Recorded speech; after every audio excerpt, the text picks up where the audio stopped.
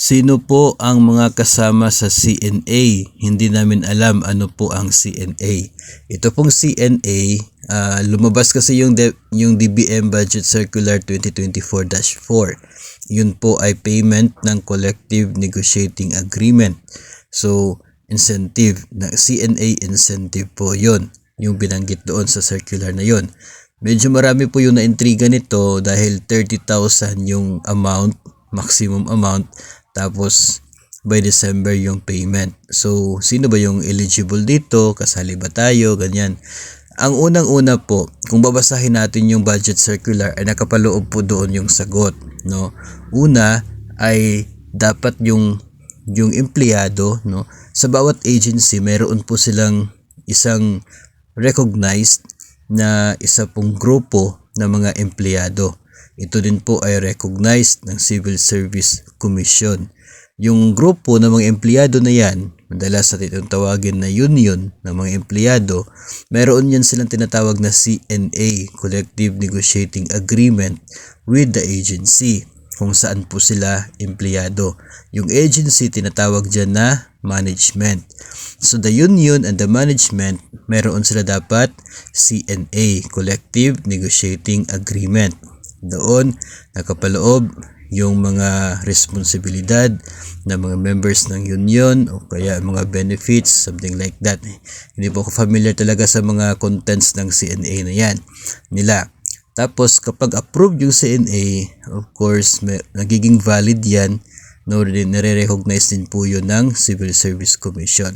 Ito mga miyembro, eligible members ng grupo ng mga empleyado or mga union, sila ang eligible for the CNA incentive. Pero hindi po nangangahulugan na maximum of 30,000 ay 30,000 automatic yung makukuha po nila. Magsiselos yung hindi po kasama dyan. So ganito po, yung nandoon po sa budget circular, klaro na yung source of fund ay galing sa savings ni agency. Savings galing sa iilang accounts under the MOOE or monthly operating and other expenses. I mean, basta yung MOOE. Doon po sa MOOE, no, ng agency, doon kukunin. Dami pong accounts na nakalista doon, yung mga selected accounts na siya pong covered dito po sa CNA. Kung may savings sa ganun po ng mga accounts, yun ang pwedeng paghati-hatian ng mga members ng isa pong union or grupo na recognized na mayroon pong valid CNA with the management. So, maximum of 30,000, yun ang pwede makukuha. Ngayon, ang tanong sa DepEd, meron bang ganito yung mga teachers? Ang sagot, wala. Wala pong grupo ng mga teachers na nationwide na recognized ng DepEd management at ng Civil Service Commission. So, sino po yung mga eligible ng CNA for DepEd?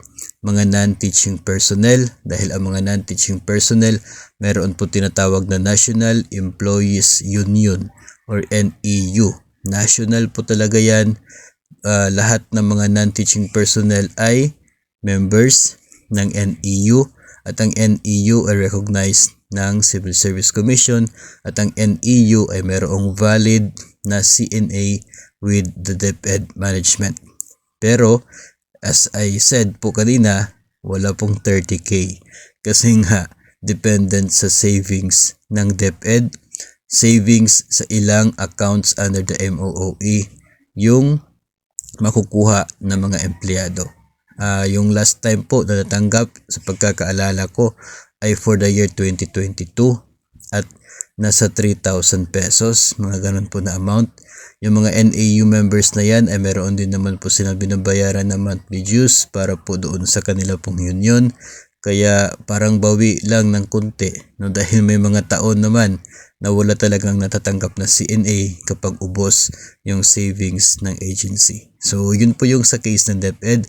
Pero yung mga nababalitaan po natin, no, yung other government agencies, may mga ahensya daw talaga na tumatanggap ng 30K para po sa kanilang CNA. Well, sa kanila po yun, mayroon po silang pondo, kaya na-provide yung 30,000 na maximum amount sa kanila po yun, at iba-iba po yung senaryo sa bawat agency ng gobyerno na covered dito po sa DBM Budget Circular 2024-4.